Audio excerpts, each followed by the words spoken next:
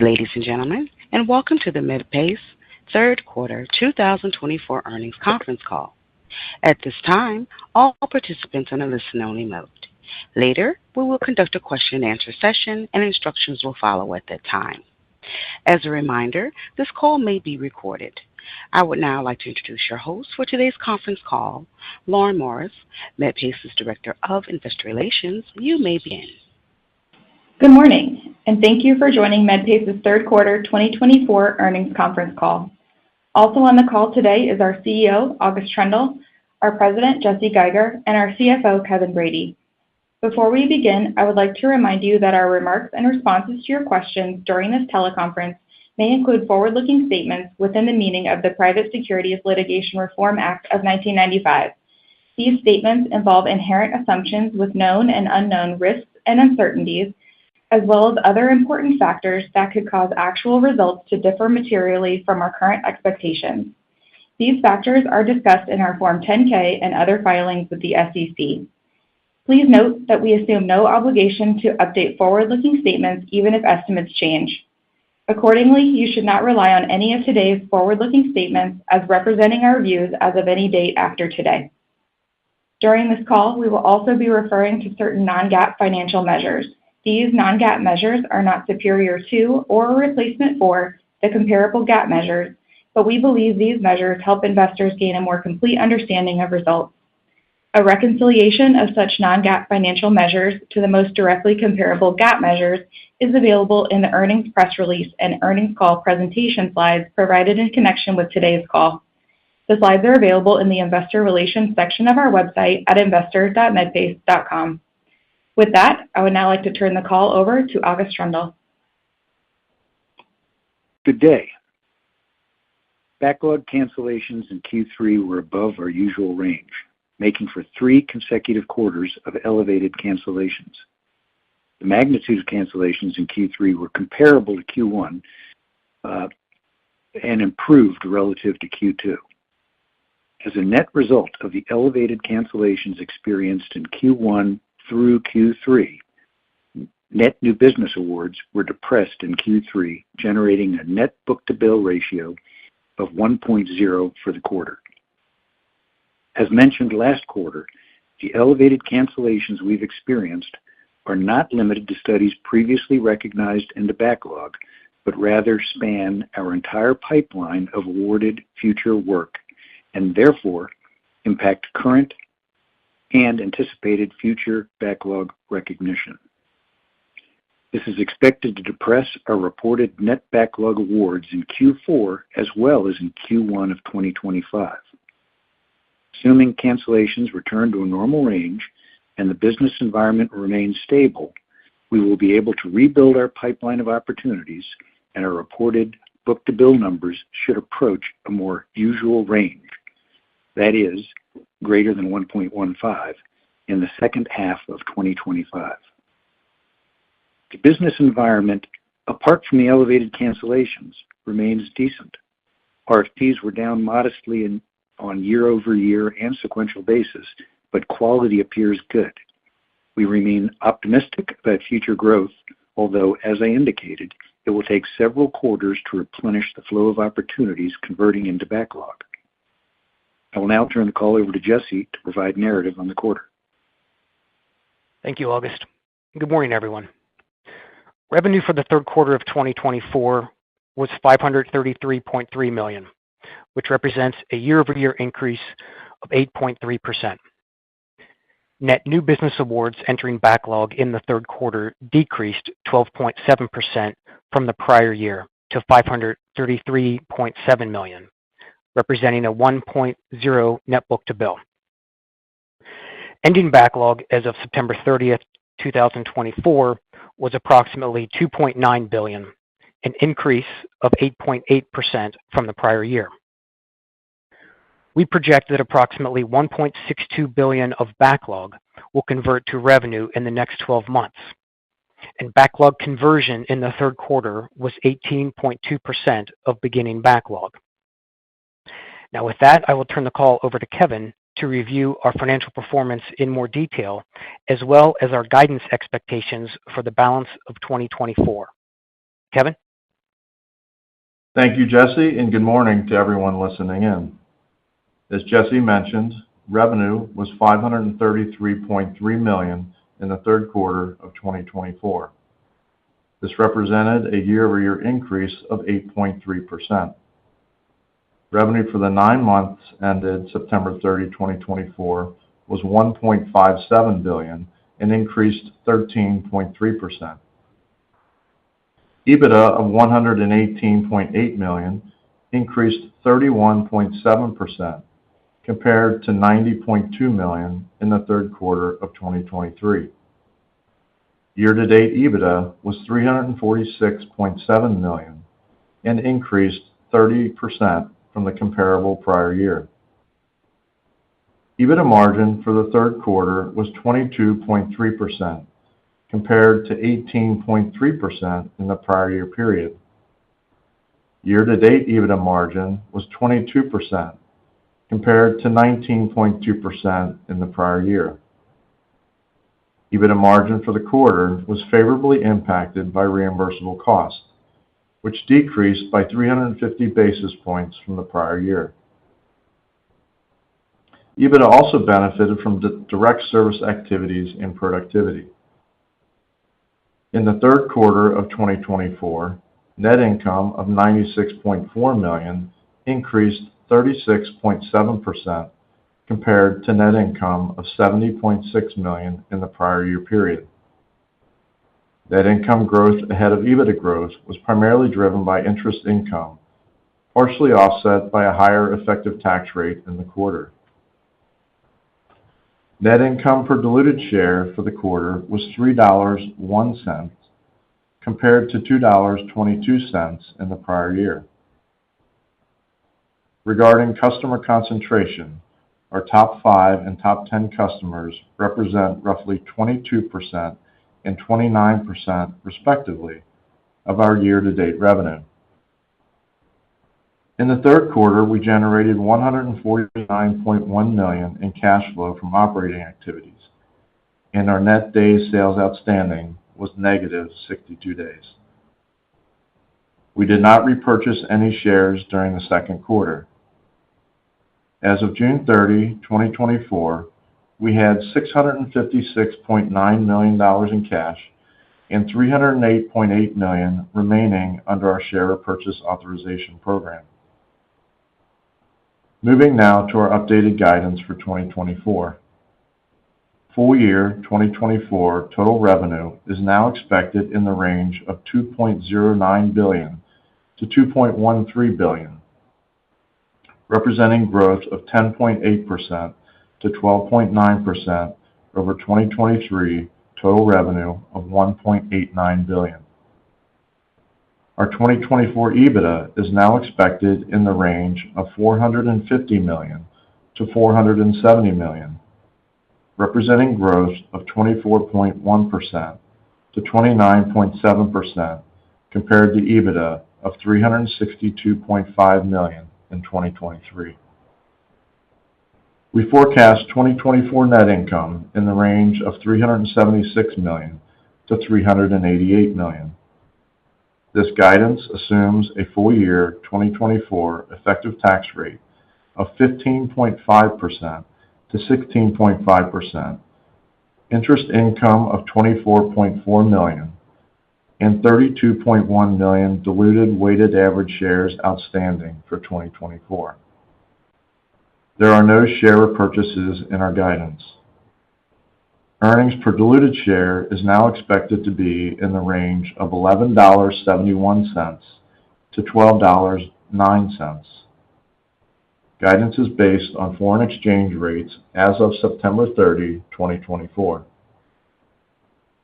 We plan to provide 2025 guidance on our fourth quarter call in February.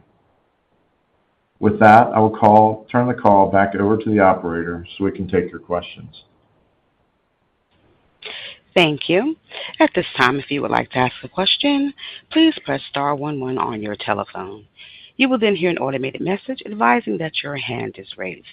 If you would like to remove yourself from the queue, please press star 11 again. We ask that you limit yourself to one question and one follow-up. As well, please wait for your name and company to be announced before you proceed with your question. One moment while we prepare for the first question. And our first question today is coming from David Windley of Jefferies. Your line is open. Hi, good morning. Thank you for taking my questions. I wanted to start, August, with the cancellations and perhaps if you could, quantify what you're seeing. Talk about if you're seeing, I think last quarter you said there wasn't really a trend in those cancellations. I wondered if a trend has emerged in terms of either therapeutic area or otherwise the nature of the cancellations, and how they, if you can, how they break down between the cancellations of the actual backlog that we're seeing run through the book to bill versus the amount that's kind of being pulled out of your pre-backlog. Yeah, sure, Dave. Well, first, the cancellations we've seen, I guess usually cancellations are a wild card, and they come out of the blue. It's kind of product performance.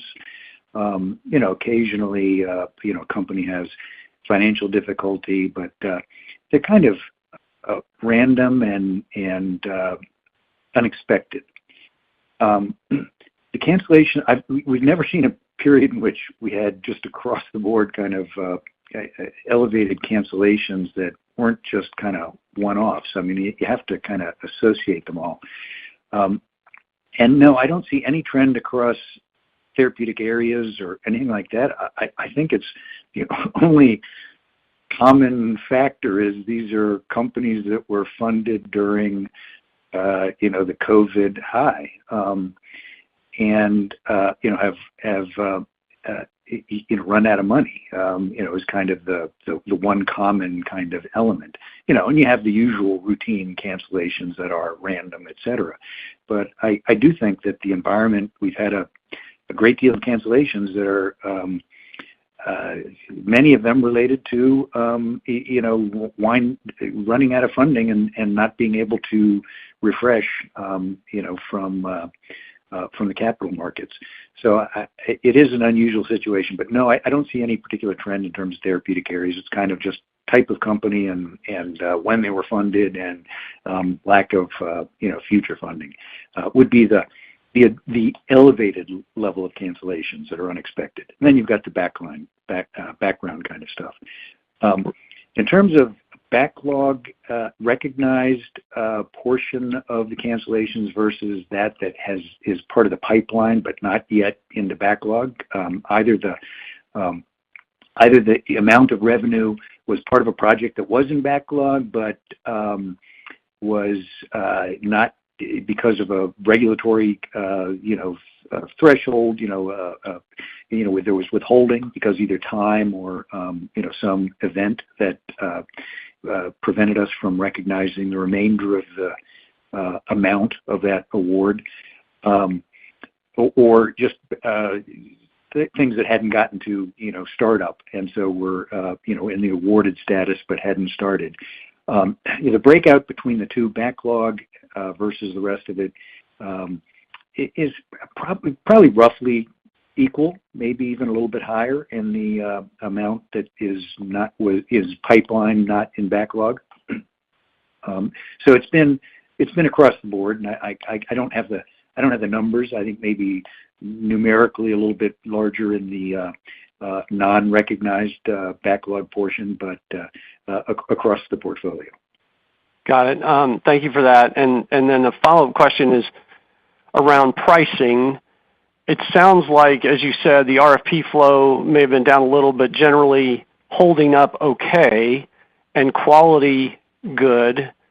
I'm wondering what you are seeing in the competitive environment and actions by competitors in an environment where it seems like there's maybe less opportunities to go around for everybody, and how folks might be chasing those fewer opportunities, either by getting more aggressive about how fast they think their timelines can be, or or more direct pricing, or offering better payment terms, are the things that CROs tend to do. I just wonder if you're seeing any change in the pricing environment. No, I'd say if anything, we've seen improvement. I think that if you look back toward early in the year, we might have seen a little bit of that, but I actually think the business environment is pretty normalized if you take out the cancellations of stuff that was awarded during the COVID high. It is a pretty normalized business environment. I would think that we can get back to robust growth in the future. It's just going to take some time. But no, I've not seen lately any sort of trend toward dropping pricing or overly aggressive pricing. I mean, look, it's a competitive environment, but nothing unusual in the last quarter, I don't think. That's interesting and good to hear. Thank you for the answers. Thank you. One moment for the next question. And our next question for the day will be coming from Max Smock of William Blair. Your line is open. Hey, good morning. Thanks for taking my questions. Maybe just following up on Dave's first question there around the size of the cancellations in total. Last quarter, you mentioned double the normal range. I think if they had been within the range, you quoted a book-to-bill of about 1.24. Just wondering if you can give us a similar level of detail this quarter in terms of the difference between gross and net bookings, and what book-to-bill would have looked like if cancellations were within that kind of normal 4 to 5% range that you've seen historically. Look, I don't have a kind of an analysis of that. Certainly, even if we didn't have elevated cancellations this quarter, which were not massively, they were outside of our range, but it wasn't a large diversion like last quarter, and we still would have had relatively bookings somewhat below kind of what we've been running at, sort of 1.2 sort of range. It would have been well below that just because of the prior, the cumulative prior cancellations in Q1 and Q2. So, it's a mix of the cancellations over that entire period, Q1 through Q3, that causes the reduced bookings. Again, if you cancel stuff that's in the pipeline that hasn't gotten to backlog, it's going to show up in future backlog awards and book-to-bill, and that's what we've seen.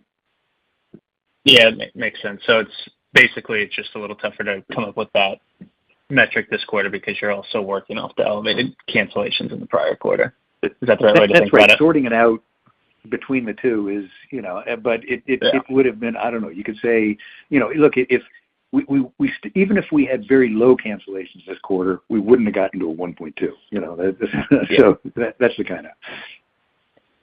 Maybe following up on that, on the gross booking side, August, have you seen any change in terms of your win rate or competitive dynamics, to Dave's point around pricing, or just any other factors that would cause a shift one way or another and maybe be causing a little bit of pullback or maybe even a step up in your win rate here in the back half of the year? Yeah, and no, look, our win rate was actually really strong in late last year, the second half of last year, entire second half. It was very strong. Q1 was Q4 in terms of opportunities were pretty weak. In Q1, we had a very low kind of awards. You could kind of put it in that kind of context. In terms of new authorizations, and then subsequently we've had win rates that are really right in the middle kind of the range. And we're doing fine the last couple quarters.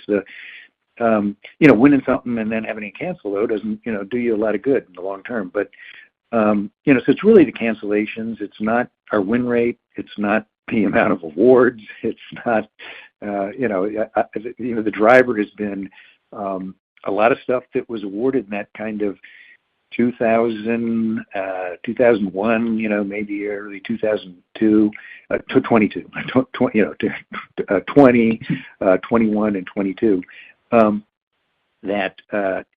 We've seen a lot of cancellations from things awarded in that time frame. Got it. I'll leave it there and hop back in the queue. Thanks for taking our questions. Thank you. One moment for the next question.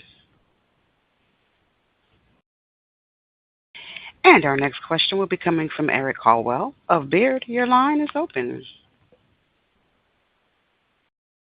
Thanks. Thanks very much. On average, over time, how much of your quarterly gross awards have come from awards that were previously made in prior periods, whether we call that pre-backlog or pipeline backlog, stuff that you had won in the past but would put into backlog and into bookings and backlog in a future period? What was the normal cushion over time when you entered a quarter? Well, basically nothing gets into backlog that is first awarded in that same quarter. So everything comes in from I think across the industry.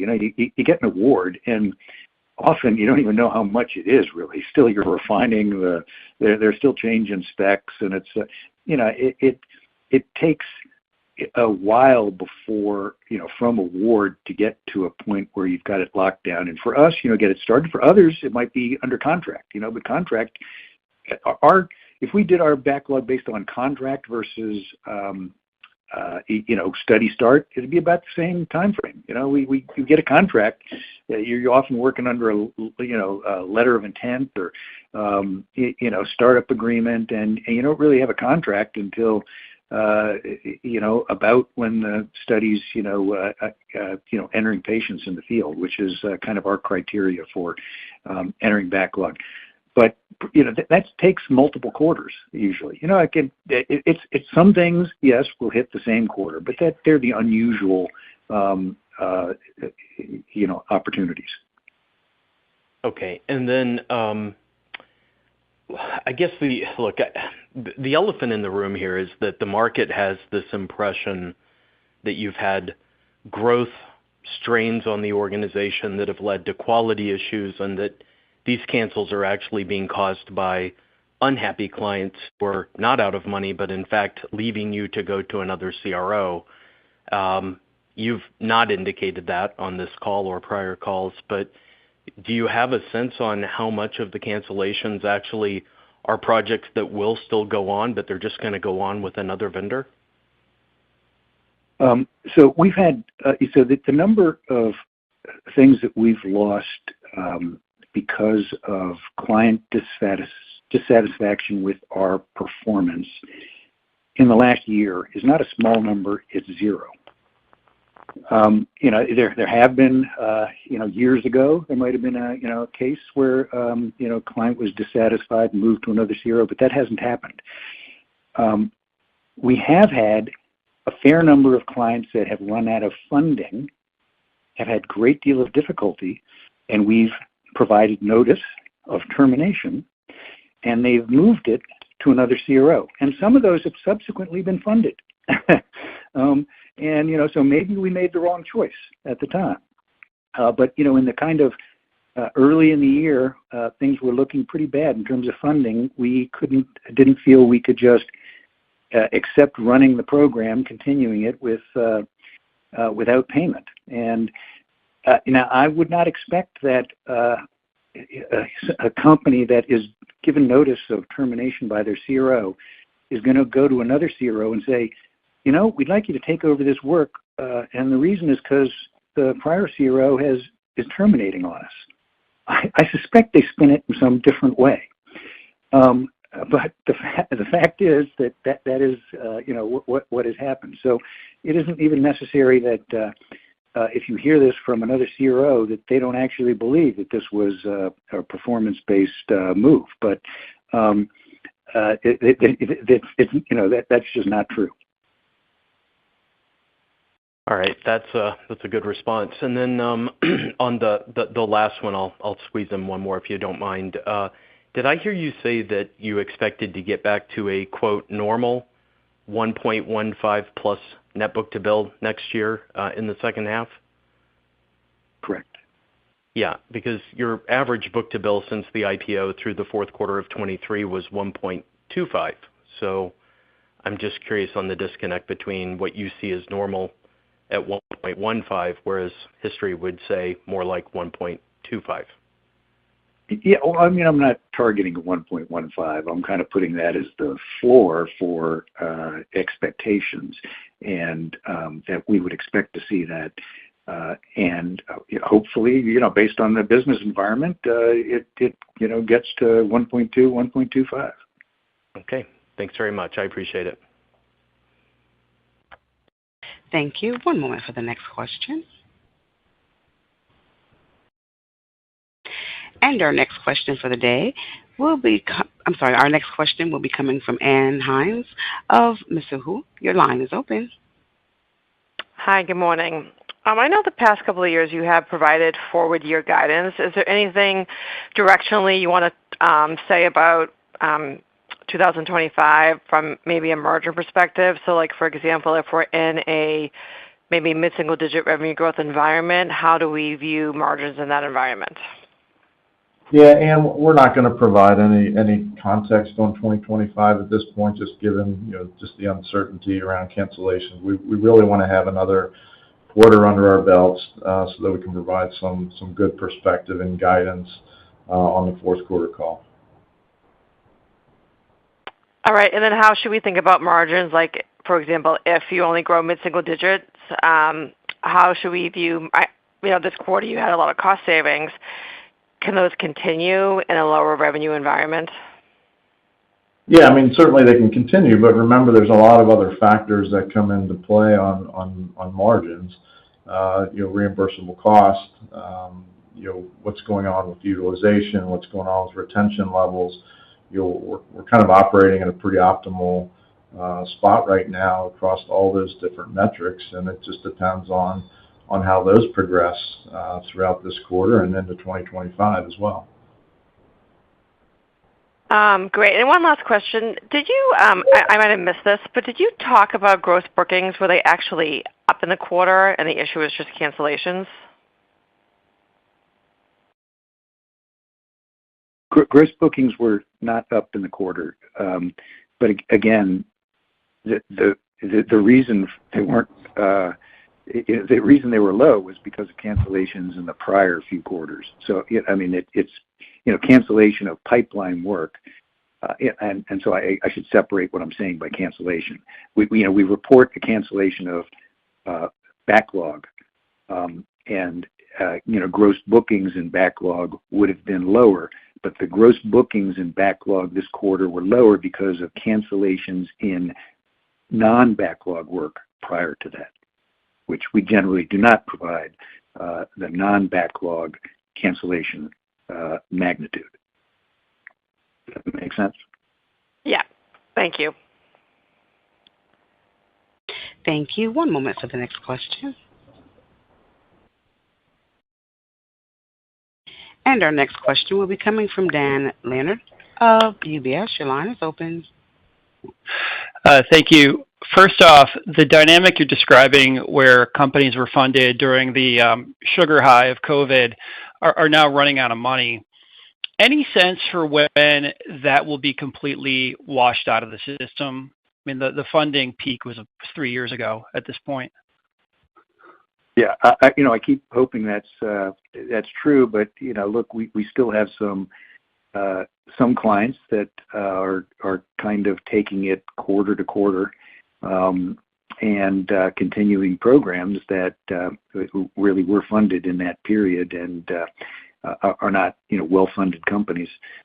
Again, a number of them have gone bankrupt. We gave notice to a fair number of companies because of inability to pay and terminated.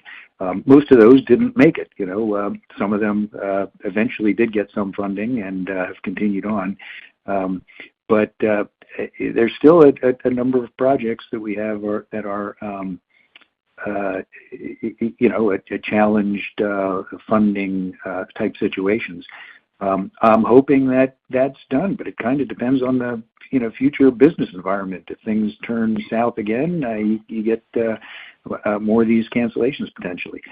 Certainly the overhang is less, I guess you'd say, but I can't say it's entirely eliminated. And just a quick follow-up, possibly you could frame your expectations on what book-to-bill could look like in the fourth quarter.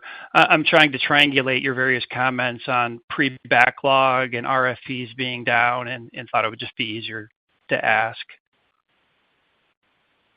What do we expect our book-to-bill to be in Q4? Yeah, and understand you don't want to give an explicit number, but maybe you could just, offer some framing thoughts around that. Okay, so better than this past quarter. Better than one.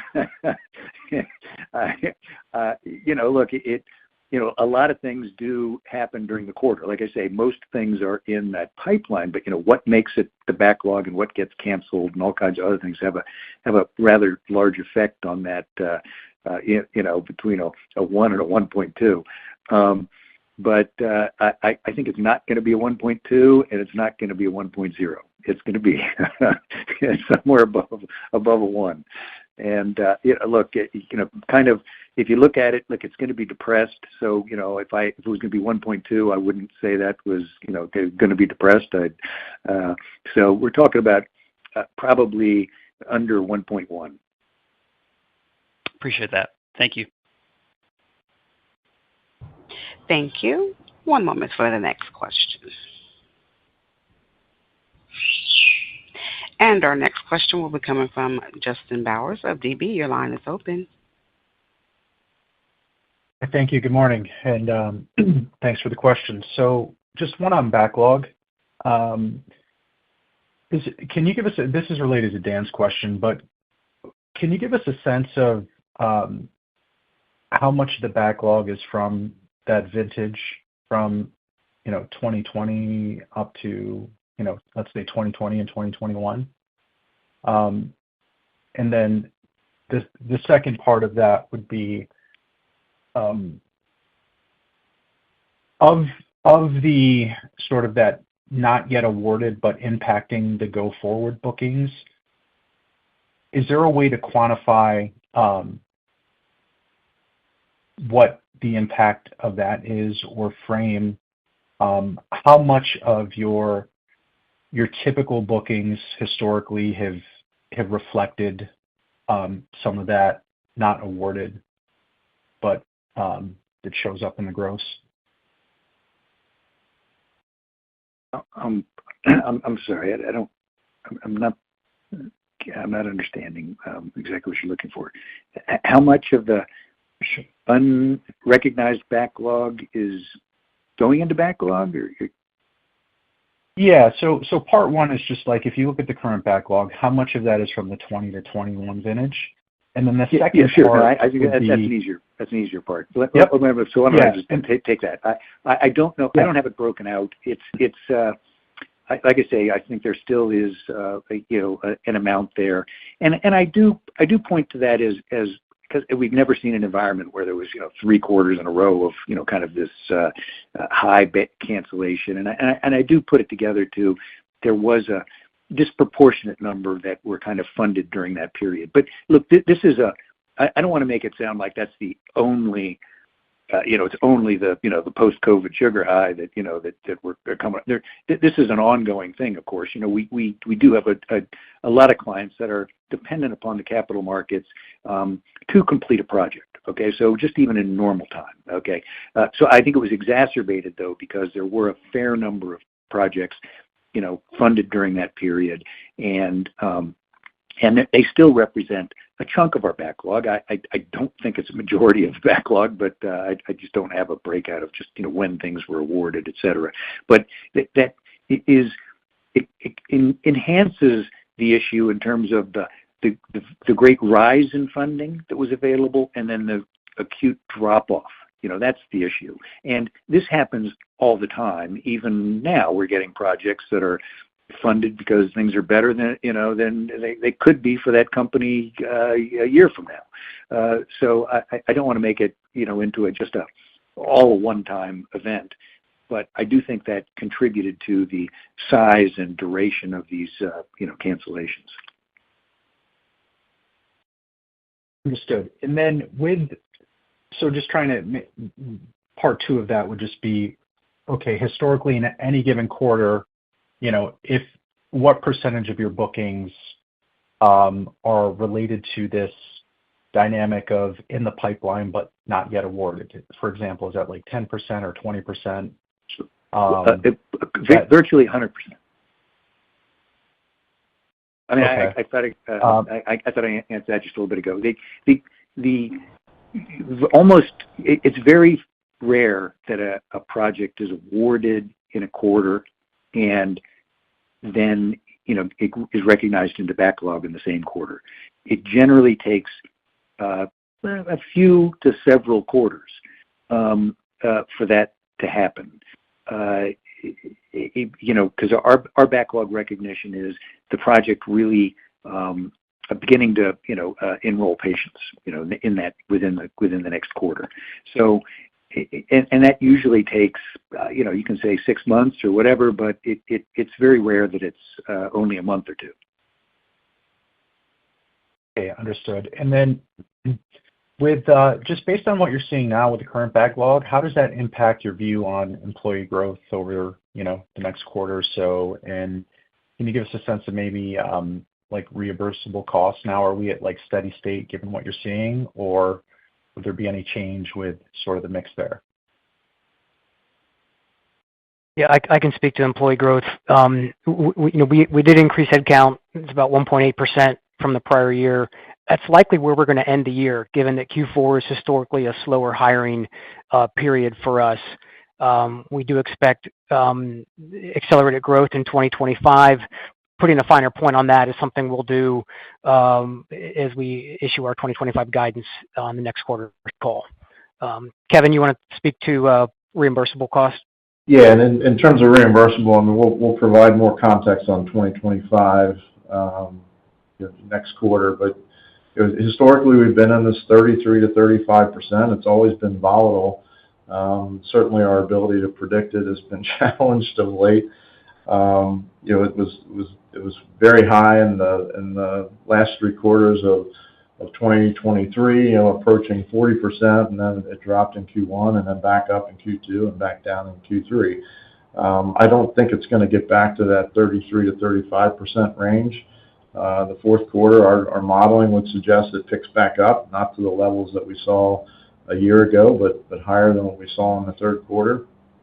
I think costs are stabilizing and normalizing. There's still stress on sites, but likely 2025 is still somewhat elevated, but perhaps not as high as what we had expected exiting 2023. But we'll try to provide some more color on the fourth quarter call. Understood. Thank you. Thank you. One moment for the next question. And our next question will be coming from Charles Rhyee of TD Cowen. Your line is open. Yeah, thanks for taking the questions. Just want to follow up, August. You talked about, I know it's not all of your backlog, but when we think about that period during COVID of funding and these companies running out of money, what about the kind of significant amount of funding we had in the first half of this year? Did that not go to some of these clients, or has that money not been released? Could it be that some of that comes back for these companies that they're waiting on funding? Anything, if you can connect sort of the companies that you're talking about here that are kind of running out of money versus maybe those that did get funding in the first part of this year, were they not necessarily the same? Yeah, no, look, there's a lot of overlap. A fair number of companies that we work with did get funding, and their projects are continuing, and they're the ones that didn't cancel. And there's a fair number that didn't get funding, and a few, actually, 2 that I'm aware of that they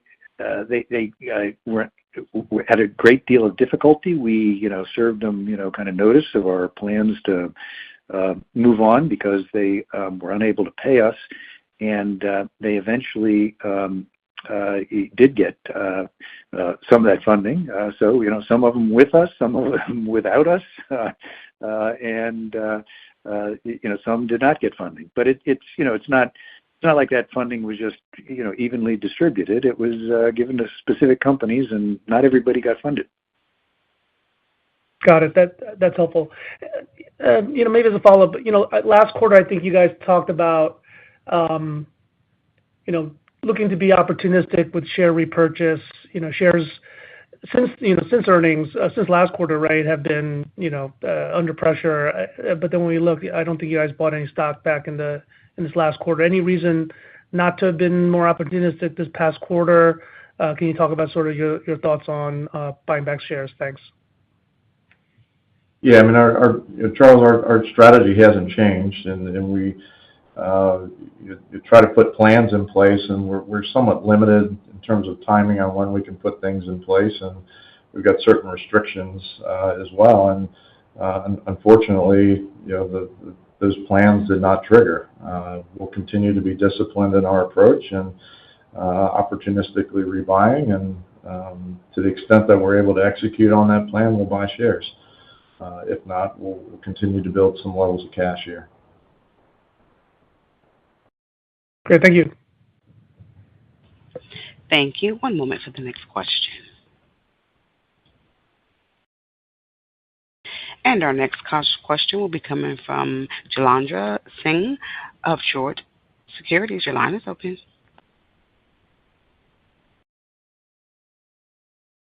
Is it Jailendra Singh? Just want to make sure I didn't hear the name.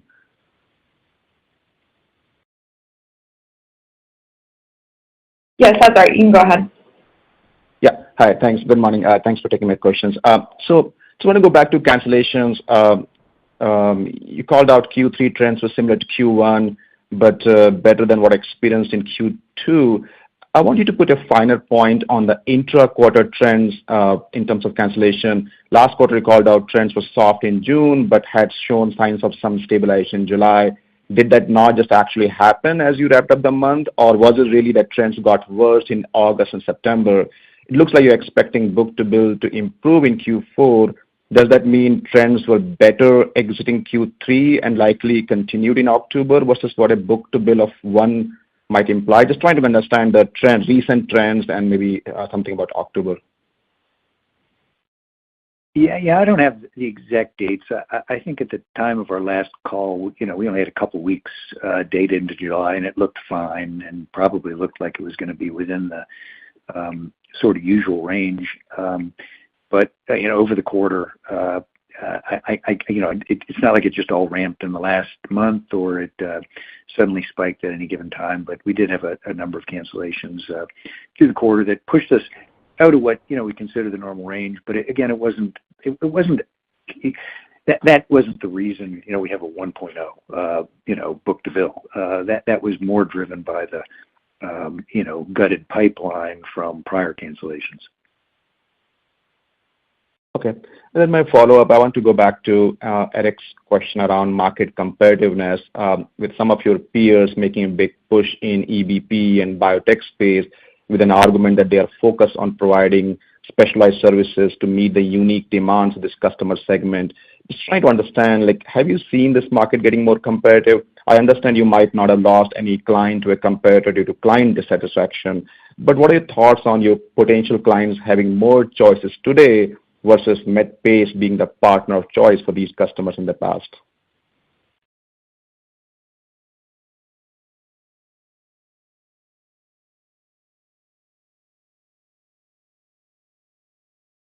Jesse?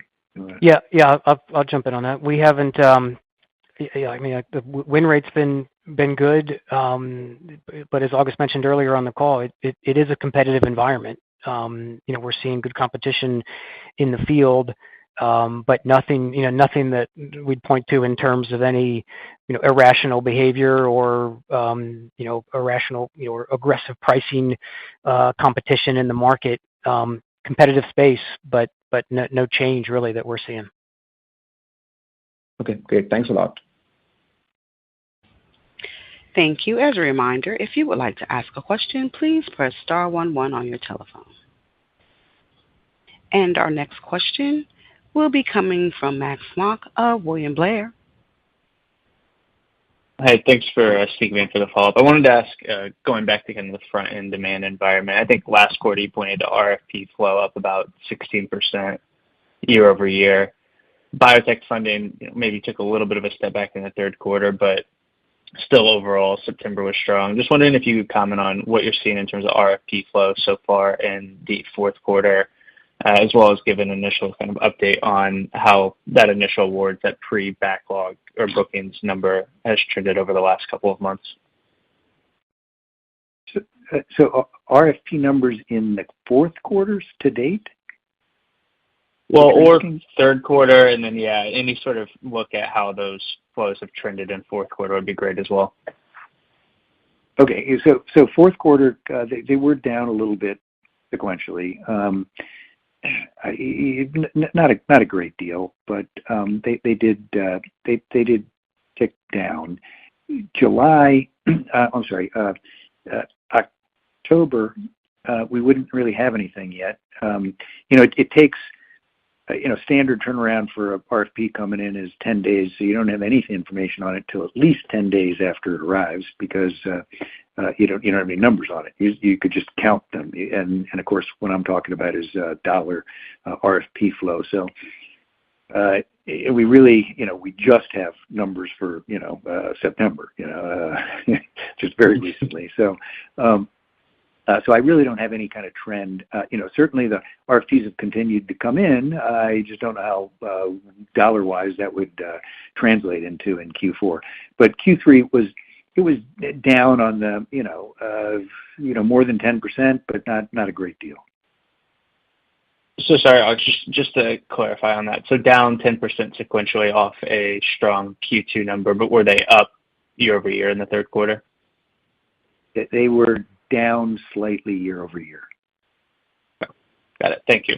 And they were down less than probably, I don't know, maybe similar kind of pop down that they had popped up in Q2. Thank you. Somewhere similar.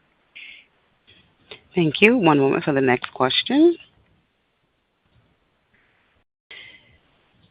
And we have a follow-up question from David Windley of Jefferies. Your line is open. I missed the name. Was that Dave Windley? Yes. Yeah. Okay. All right. Great. Thanks.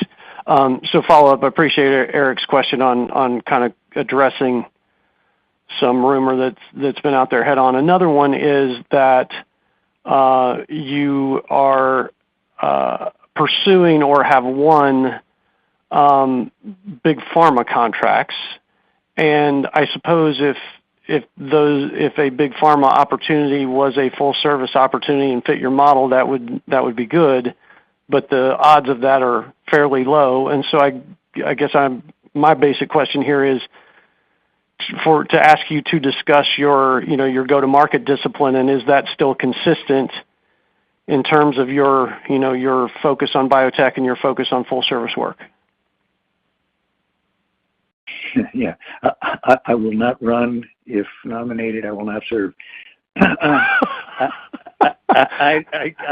not aware of us being on more large pharma work. So, no, our go-to-market remains the same. We're not jumping and trying to do large pharma. We're not doing partial service. We're not doing functional. We're not doing staffing. We're not doing any of that kind of stuff. I think our core business is good and strong. I think that there's been some funding difficulties that have translated into a number of cancellations here, but I think longer term, we're on the winning strategy, and we don't plan on changing it. Got it. And further on clarification. So I think your commentary has largely answered this around the kind of the nature and source of the cancellations. One of the perhaps explanatory theories that we offered last night was that because your pass-throughs have come in light of your expectations, a couple of the 3 quarters year to date, that maybe some of this was a lowered forward expectation around your pass-throughs, and therefore maybe culling out some amount of pass-through sizing, pass-through estimating in the backlog. From your commentary, it doesn't sound like that is actually part of this, but I thought I'd give you an opportunity to clarify and confirm. Kevin, do you have any kind of? Yeah, David, it's not related to some kind of an adjustment on future forward pass-through activity, if that's your question. Yeah, it is. Okay, thank you. And then lastly, on labor, appreciate, Jesse, your answer. Sounds like, if I understood correctly, that your Q3 ending headcount is what you expect to end 4Q. And in terms of kind of utilization of those staff, I presume that your margins have benefited from not having continual flow of new employees coming in and not being billable or being underproductive. Is that correct? And is there still some of that benefit that you could squeeze out of the organization, or is that kind of at a peak? Yeah, you're right, Dave. There is continued efficiency. We got low turnover, low turnover and good utilization of staff. So plenty of staff in terms of the individuals that we're sourcing and putting onto new projects. And then also just good efficiency of existing seasoned staff, because we're not hiring as much right now or haven't been hiring as much. The burden then on the existing employee base in terms of training and mentoring and bringing up to speed those newer individuals is lower, and therefore their productivity on billable work is higher. So in a good spot now. As I mentioned, we do expect to accelerate hiring as we move through next year. But the rate of that and the size of that will largely be dependent upon what the bookings look like and what the future opportunities turn out to be. And so sorry, thanks Dave, for that, Jesse. Sorry. Let me just add. Our turnover is the lowest. The last 2 quarters been the lowest, possibly ever. Certainly in the last 5 years. So it's just it's really in the past year just come down to record lows.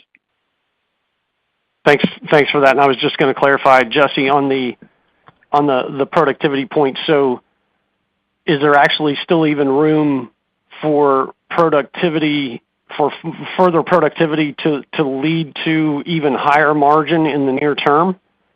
And I guess you've kind of guided to that, but I just wanted to ask. Yeah, I don't think a great deal. I mean, I think okay. we're at good efficiency now. I don't think there's a lot more of margin expansion in terms of leveraging lower turnover and greater productivity than we currently are experiencing. Got it. That's very helpful. Thank you for taking my follow-up. Thank you. One moment, please. And the next follow-up question will come from Eric Caldwell of Baird. Your line is open. Thanks. Can you hear me? We can hear you, Eric. Go ahead. We can hear you. Great. Yeah, great.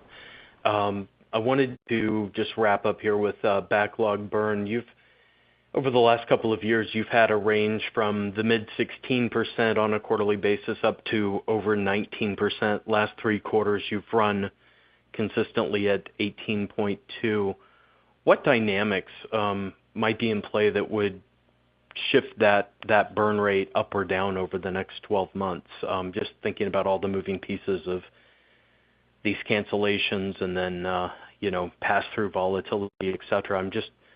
I'm trying to get a sense on whether you're expecting a similar low 18s rate going forward, or if you have reasons to believe that could go back to the lows of a couple of years ago or the highs of last year. Yeah, good question, Eric. I mean, certainly, we continue to progress of studies continues, and it's very healthy for active programs. I think the burn rate is more influenced by what's going on with bookings. So when the period that you were stating, where it was kind of in the 16%, that was in the period where our bookings were closer to 1.4, and you're putting all of the programs into backlog, and these are programs that are starting to burn, but it takes a while for those programs to burn up. Now here lately, you've seen the reverse of that, where the burn rate started to pick up as kind of the bookings have slowed down. So it's not a function of how programs are progressing necessarily, more in our case, as much as it is just the calculation on how bookings are progressing. So I think the burn rate you'll see just kind of stay at this level, depending on what happens with future bookings. And then last one for me, just a technical one. Would you mind sharing how many projects or trials you're working on in the moment? Just maybe on an annual basis, maybe quarterly. I get a lot of questions about how many studies or different programs you're running at a given time. I'd love to get an update for the total number if you have that. It's in the hundreds, Eric. It's in the 500 or so. Yeah. 500 range? Yeah, I think. Last time it is. Yes. Perfect. Okay. Thank you very much. Thank you. And the last question of the day will be coming from the line of Charles Rhyee of TD Cowen. Your line is open. Thanks for taking this follow-up. Just a question on the pass-throughs then. Is some of the issue with pass-throughs falling, is that really from delays in trials? So the service revenues, because you're still overseeing the project, so you're billing for them, continues, but have you seen, I think you've talked about in the past, is that just a function of delays in study starts or other things that are kind of slowing that process, so the pass-through revenues, haven't been, expended yet, but arguably those would come back as those projects get, ramped back up. They're just curious on that dynamic, if that plays into it at all. Thanks. Yeah, it can be a number of things. It can be slower startup activities than expected. It can be a mix of programs across the portfolio. It can be the timing of when sites are submitting their data files and their invoices. So there's a number of different factors that can contribute to that. As I've said in previous calls, we're dealing with thousands of sites in hundreds of programs. And some of these things are somewhat out of our control in terms of when the data is submitted to us. So it's a number of different factors, and it's very difficult to predict from quarter to quarter. And we've seen this volatility in the past. It's not something, Charles, that's new. We've seen this quarterly volatility in the past as well. Great. And actually, Kevin, one last for you. You said before, you're looking for certain triggers to buying back shares. Can you kind of dive into a little bit? What are generally the triggers for you to be able to go in and repurchase shares? Thanks. Yeah, look, we're not going to kind of divulge our strategy, but we try to pick different levels where we see value and put plans in place at those different levels. Certainly the timing of when we do that, we've got some narrow windows to be able to execute that. And again, if those plans trigger, they trigger. But it's something that we continue to evaluate and remain pretty disciplined in our approach. Great, appreciate it. Thank you. Thank you. This does conclude the Q&A session. I would like to turn the call back over to Lauren for closing remarks. Please go ahead. Thank you for joining us on today's call and for your interest in Medpace. We look forward to speaking with you again on our fourth quarter 2024 earnings call. This does conclude today's conference call. Thank you for joining. You may all disconnect.